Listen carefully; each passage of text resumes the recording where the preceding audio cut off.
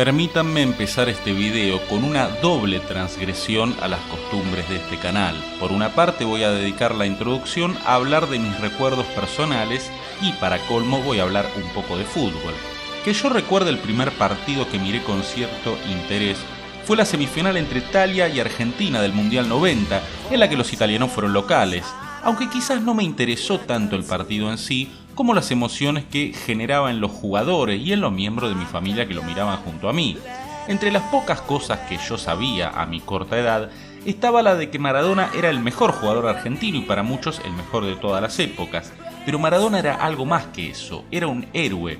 Y mi primera imagen potente del Diego, el 10 o el epíteto heroico que ustedes prefieran, es una imagen de derrota. Me refiero a aquellas lágrimas después de la final perdidas con los siempre certeros alemanes.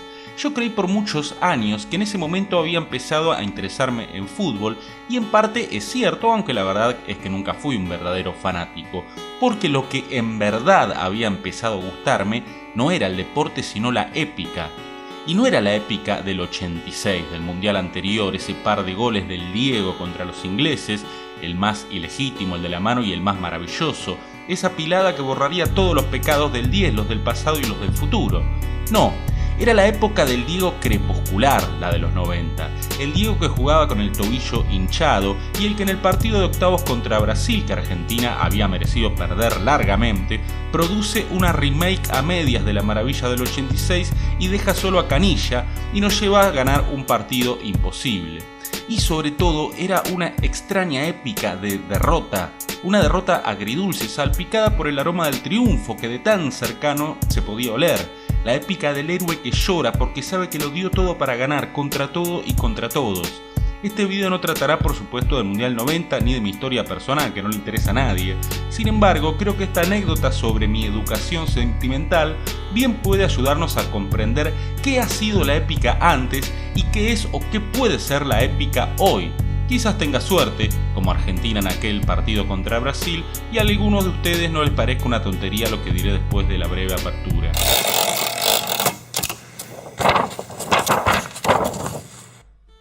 Si consideramos la épica en su sentido restringido, es decir, como género literario, no hay demasiado que discutir. La épica o epopeya es una composición en verso que cuenta las hazañas legendarias de personajes heroicos que por lo general dan origen a una estirpe o a un pueblo.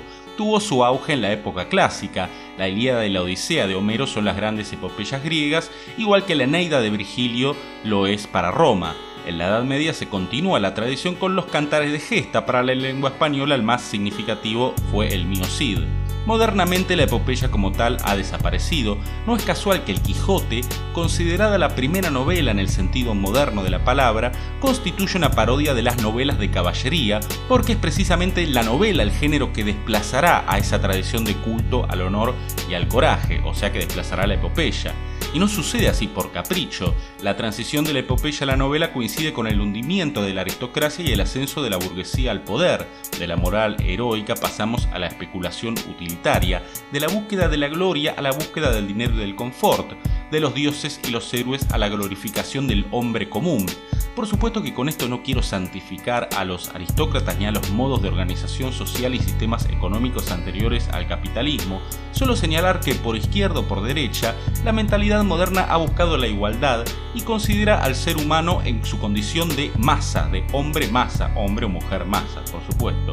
El liberalismo y la democracia hacen énfasis en la igualdad ante la ley y en la libertad, aunque pretenden respetar las libertades individuales. Los socialismos y comunismos buscan la igualdad económica y exaltan aún más el colectivismo, es decir, el hombre que se diluye en la masa y se borra toda diferencia entre sujetos. Pero más allá de la ideología de cada uno, cosa que no me interesa discutir acá, lo innegable es que la figura del héroe, siempre incómoda para el pensamiento moderno, ha sobrevivido en ámbitos muy particulares.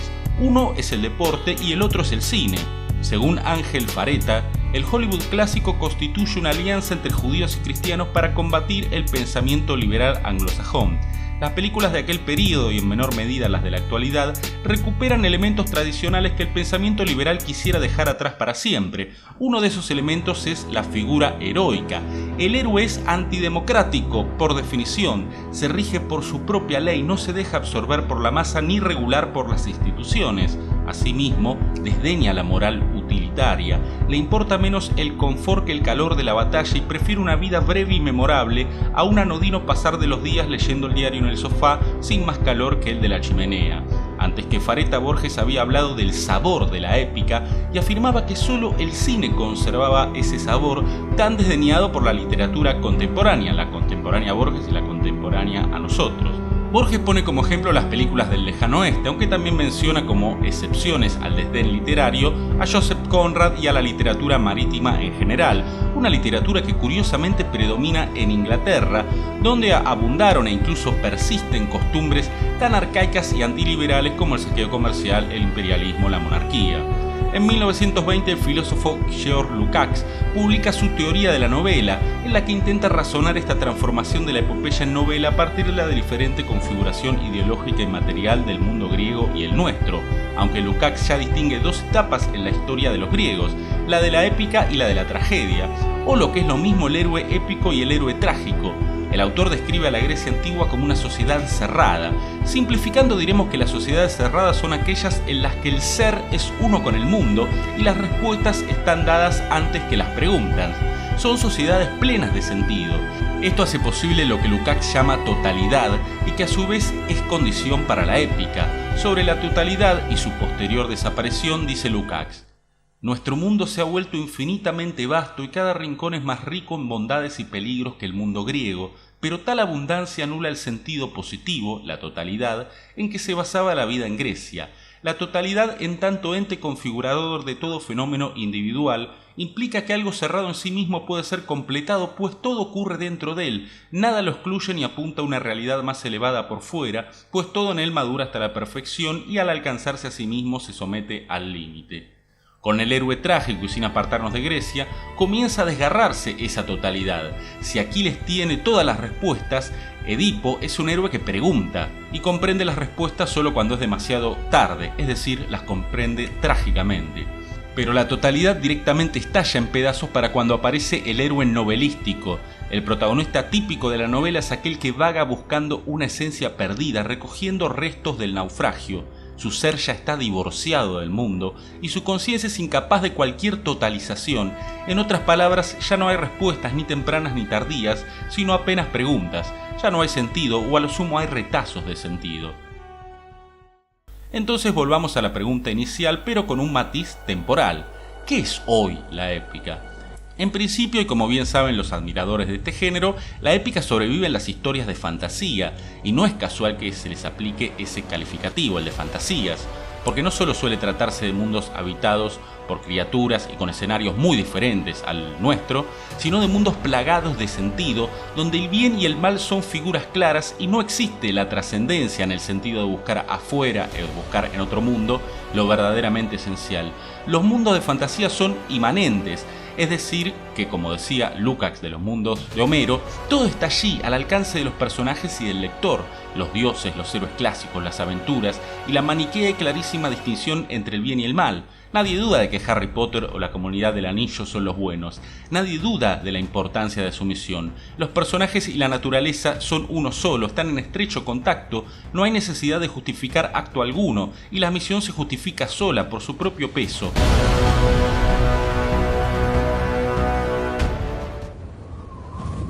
Sin embargo, es otro tipo de épica la que me interesa aquí, que se relaciona con lo que Pérez Reverte llama elegancia moral ante la vida y que ya cité en mi video sobre los imperdonables. No se trata de una epopeya en sentido estricto, sino del sabor de la épica, como lo llamaba Borges. Es una épica, digamos, minimalista y de carácter individual. Y podemos empezar, ya que estamos, con algunos textos en los que Borges consigue ese tan peculiar y tan inefable sabor, esa mezcla de furia y de lágrima que en vano intentaré razonar. Pienso ahora en el cuento El Sur, y en el cuchillo que Dalman no sabrá empuñar, o en Cruz, que descubre quién es cuando se espeja en Martín Fierro. Pienso en aquello que también cité en el video sobre los imperdonables. La vida de un hombre consta de un solo momento en el que ese hombre sabe para siempre quién es. Le sucede a Dalman, a Cruz, le sucede a Will Manny en esa maravillosa película de Clint Eastwood, le sucede al protagonista de A la hora señalada cuando, en el día de su casamiento y de su retiro, decide quedarse a cumplir sus funciones como sheriff, a sabiendas de que un peligroso criminal lo está buscando. Pienso incluso en un ejemplo de la vida real y de alguien al que difícilmente calificaríamos como un tipo duro. Me refiero a Oscar Wilde, que sabiendo que lo apresarán si se queda en Londres, elige no huir. Y sucede que el estoicismo es indispensable para la épica. El héroe moderno, igual que el antiguo, elige la salida más difícil y no se queja de los resultados. Y es recién al momento de tomar esa decisión que el imperfecto pero corajudo héroe sabe de qué está hecho. Un tema común en Conrad, el hombre que no sabe si es o no un valiente y solo lo descubre en el instante crucial. Dios está haciéndose, decía Bernard Shaw. El hombre se hace a sí mismo con cada acto, podría decir un filósofo existencialista.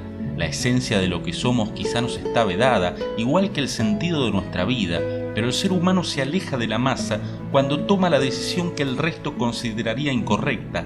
La decisión que nuestra civilización considera irracional es la que nos hace entrar en la moral heroica, vislumbrar esa totalidad de la que hablaba Lukács. Sin embargo, esa totalidad es ya imposible.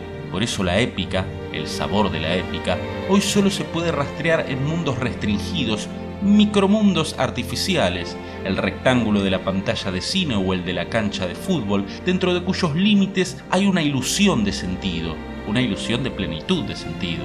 Y también, claro, la breve extensión del cuento. En la novela que tiende a la expansión es más difícil lograr ese sabor épico, aunque no imposible. Pero todavía no me expliqué a mí mismo ni les expliqué a ustedes por qué esa épica del fracaso.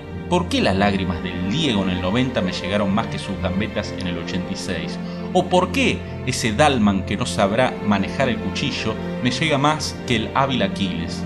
Quizá porque soy tan de mi época como todo el mundo y sé que esa plenitud de sentido y esa totalidad me resultan, y nos resultan a todos, inaccesibles. El precio de ese instante en el que uno sabe quién es, bien puede ser el ostracismo, el fracaso o, más frecuentemente, la muerte. Aquiles sabía que moriría en la guerra de Troya y que la historia no olvidaría su nombre. Y Aquiles es un héroe, por supuesto, porque elige morir en el campo de batalla para sobrevivir en la memoria de los hombres. Dalman, en cambio, sabe que de la muerte va directo al olvido, pero no le importa. Al fin y al cabo, uno no elige quién es, aunque a veces pueda elegir cómo morir. Dalman no es un héroe, sino que actúa como uno. Recibe el regalo de un final heroico al final de una vida anodina. Dudo que Borges haya leído a Lukács. Sin embargo, esta noción de épica y totalidad aparece en el poema conjetural incluso con más claridad que en los cuentos citados. Abusando de su paciencia, se los recito.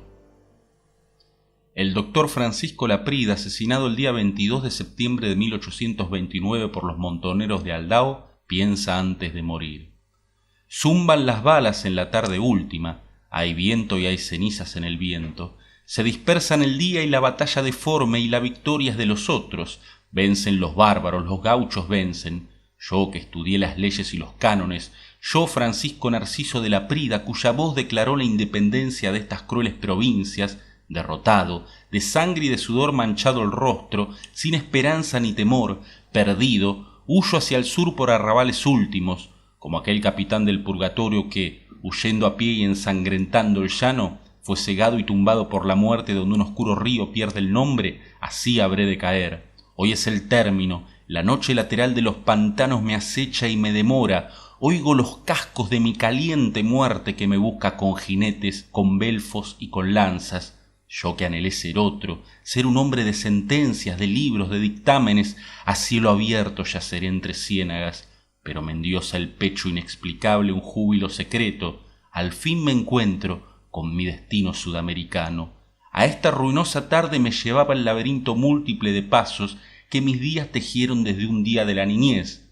Al fin he descubierto la recóndita clave de mis años, la suerte de Francisco de Laprida, la letra que faltaba, la perfecta forma que supo Dios desde el principio. En el espejo de esta noche alcanzo mi insospechado rostro eterno, el círculo se va a cerrar, yo aguardo que así sea. Pisan mis pies la sombra de las lanzas que me buscan, las befas de mi muerte, los jinetes, las crines, los caballos se ciernen sobre mí. Ya el primer golpe, ya el duro hierro que me raja el pecho, el íntimo cuchillo en la garganta. El íntimo cuchillo de aquel Mundial 90 fue el penal de Breme. En esa ocasión los bárbaros perdimos, y aunque tuvo poco fútbol por parte de la selección argentina, ese Mundial le sobró coraje y la épica de enfrentarse a rivales superiores y ganar a puro corazón hasta que tocó perder. O quizá me lo estoy inventando todo, y ese Mundial simplemente me conmovió porque yo era muy chico y tenía el corazón abierto. Quizás todo esto que estuve diciendo es un simple devaneo y la épica, en el fondo, no tiene demasiada explicación. Quizás ese Mundial era tan bueno porque, aparte del Diego, sonaba esta música. No te imagines,